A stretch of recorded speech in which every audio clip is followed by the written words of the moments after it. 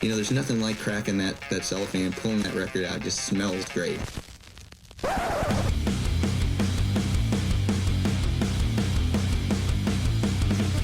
Welcome to BODS Mayhem Hour. Non-stop hardcore energy. I love the show, guys. You're awesome. Unlike any other. With your host, John the Bod, a.k.a. the Bod Father. Man, this stuff rocks. Hi everyone, this is Hannes from Dahl of Sabaton, and you're listening to BODS Mayhem Hour. The views and opinions of the guests do not necessarily reflect the views and opinions of BODS Mayhem Hour, its staff, affiliates, or sponsors. Parental discretion is advised. Welcome to BODS Mayhem Hour. Hey everybody, welcome to BODS Mayhem Hour. I am your host, John the Bod, a.k.a. the Bod Father, and as always, I'm bringing you guys and gals awesome interviews. But before I bring on my special awesome guest today, please get out and subscribe to BODS Mayhem Hour's YouTube page, the YouTube channel. Please subscribe to that because we need all you subscribers to come in and check all this stuff out because we've got a lot of great stuff coming up down the pipe for you guys. And today's special guest is Hans von Dahl of Sabaton, and Sabaton has released their 10th studio album entitled The War to End All Wars via Nuclear Blast Records. The War to End All Wars is the follow-up to 2019's The Great War. And trust me, if you have not heard of Sabaton, you're absolutely missed them or you're under a rock. But get out and check these guys out because they can really, really kick some ass on some music. So, Hans, how you doing, man? And welcome to the podcast. Dude, I'm glad to be here, man. Thanks for having me. How excited are you guys to have this new album out, The War to End All Wars? I know it's special. It's the 10th album. But especially for you coming into this fold, how excited are you guys to have this out now? Very. It's recording an album is like, you're so into that process. So this album we recorded during the pandemic. So it's like a bit of a different experience to record this album to begin with. And then we had to sit on it for quite a while until we could actually release it. Oh, wow. So it's something that we put a lot of time and energy into, and finally we can share it with the rest of the world, and hopefully people like it. I'm super excited, and I'm super happy to hear what people think about it. From all over the world, basically. But how frustrating was that for you guys to sit there on this and say, like, man, we got to get this out. We can't just sit here on this because eventually, things are going to change. It's going to pass us up. Yeah, no, but I mean, the whole pandemic was kind of weird in that sense because if somebody would have told us, or anybody for that matter, that, this pandemic is going to last 2 years, give or take, and this is the time you have. But that's not how it works. You're always on standby in that sense. Because maybe it's going to open up now, or we can do that, and we cannot do that. So, no, I'm just glad it's out, and so people can have a listen to it, Would you say this is the band's best concept album today? Is this the band finally hitting its maturity finally as far as like albums? Because I know I've heard so many stories about bands having 15 to 20 albums and they finally say that we're hitting our maturity stride. Does that make sense for this band possibly if you look back on their music library possibly? Yeah, well, I couldn't judge if it's our best album. I would leave that to our fans to decide that. But what I can tell you is that it's definitely Sabaton 2022, and the natural progression of this band. That I can say for sure. And I like the way the music, the path it's kind of taking, and that goes very natural in this band too. So I'm actually excited to see what we can do next time, in terms of developing ourselves as a band and storytellers, if you will, and musicians for that matter. Because I think for this album, when it comes to playing wise, I think we really, we do that on every album, but I think we upped the game in a bit, for sure. And I like how you guys go outside that box. You add different elements into these albums, and I think that's cool because after so long we don't add those elements in there, it just gets, staggered. And I think that you guys do a good job on that.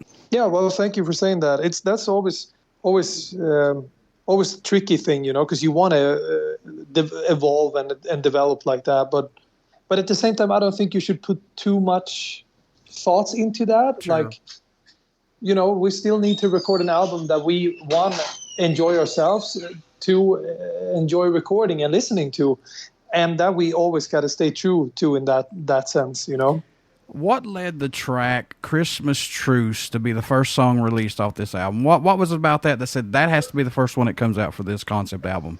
So Christmas Truce is one of the songs that we have been requested to write about, one of the top requests for many, many years.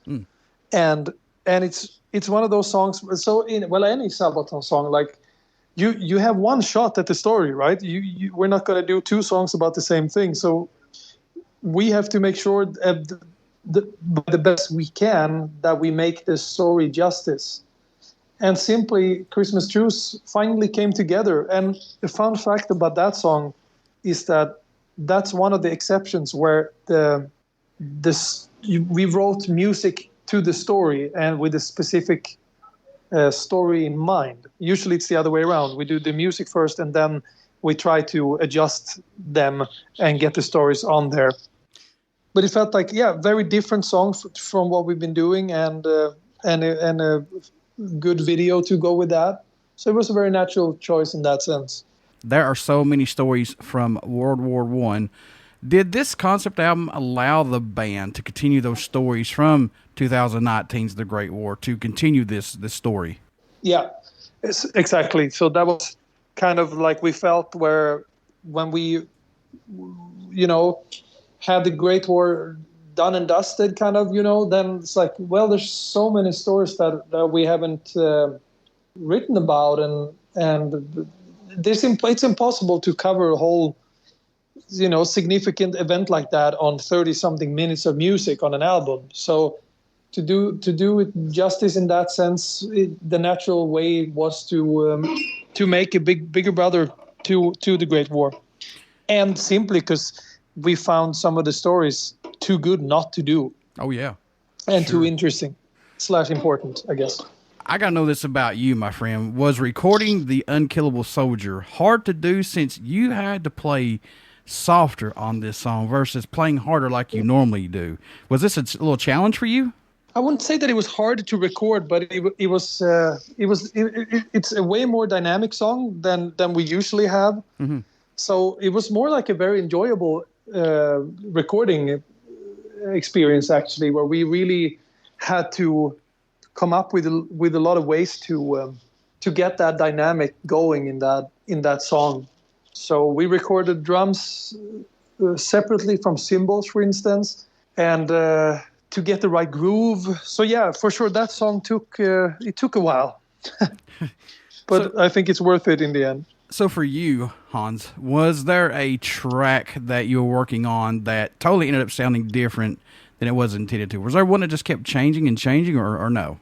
Oh, that's a good answer. Good question. Well, we kind of usually have the demos pretty close to what we're going to put down on the record.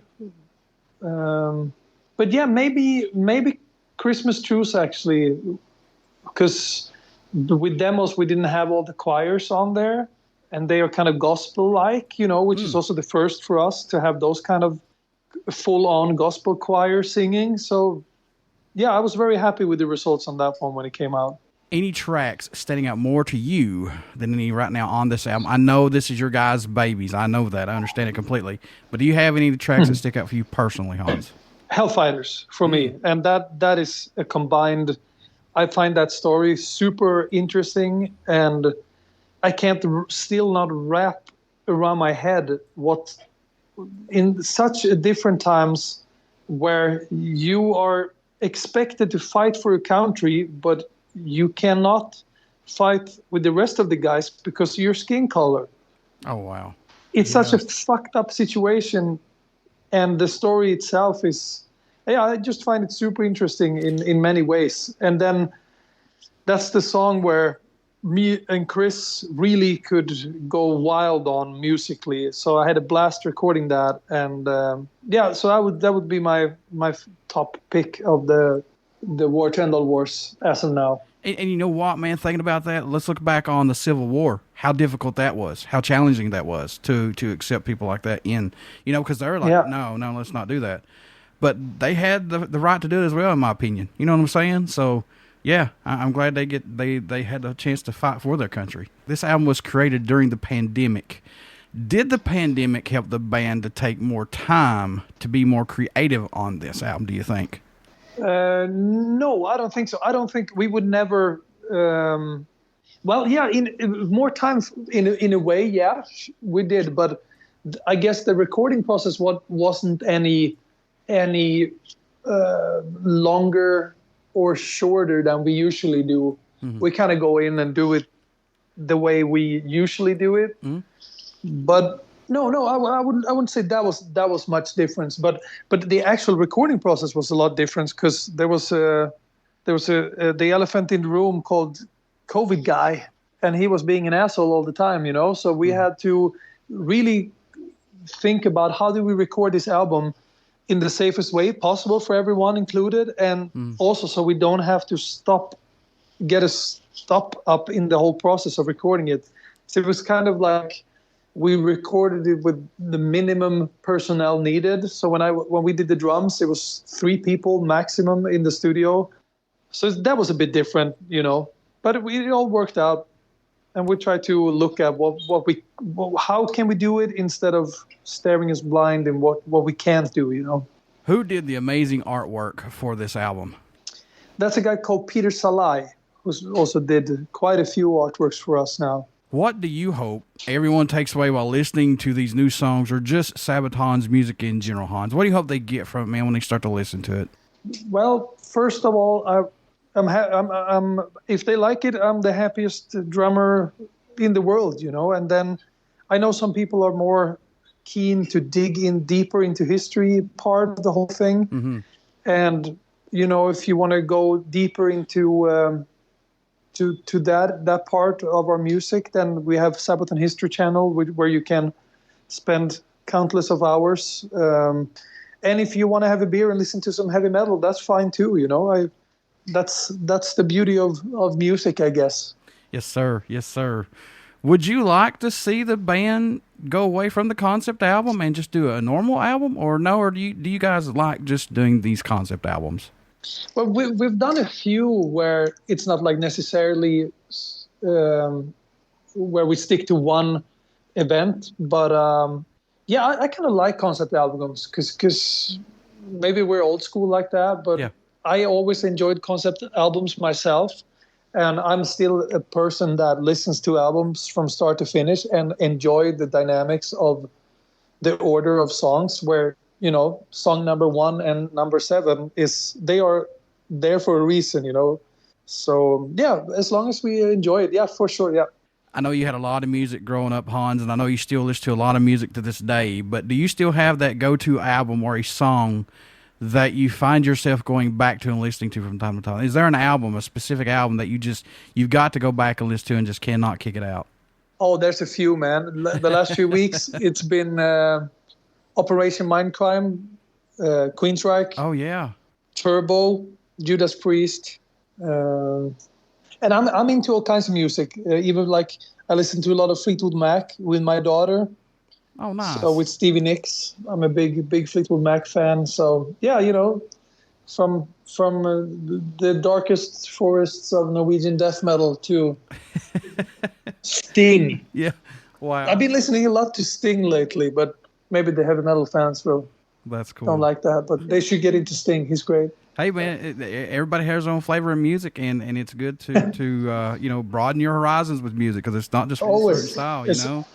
And especially for a musician, yeah. I think I've always found that very important. You got to grow, man. You have to, or else you're just going to be like, you know what I mean? You got to. Yeah. You started playing drums at the age of 14, and at 16, you became a drum tech and started touring with bands.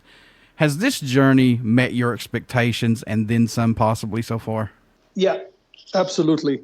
Absolutely. I mean, when I started touring there, drum teching, you know, that was the kind of time where everything was cool and you had no idea how it actually worked. And I still think the majority is cool. I like to travel the world, which I can do as a living. Yeah, for sure. And get to play almost every night. So every once in a while you have to pinch yourself in the arm, without a doubt. Everybody, please get out and check out Sabaton. They have released their 10th studio album entitled The War to End All Wars is out right now via Nuclear Blast Records.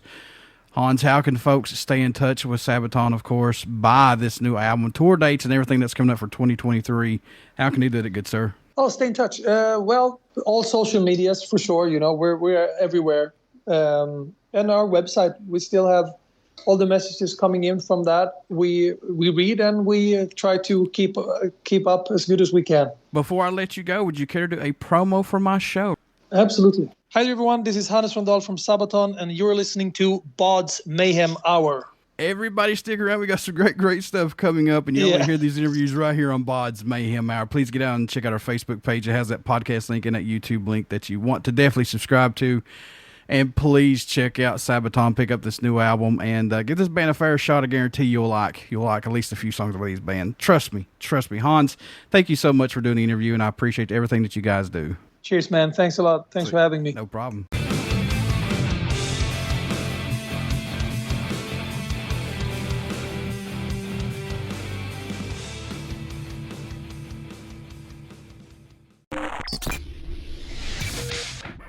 You're listening to BODS Mayhem Hour. Follow us on Facebook, Twitter, and Instagram.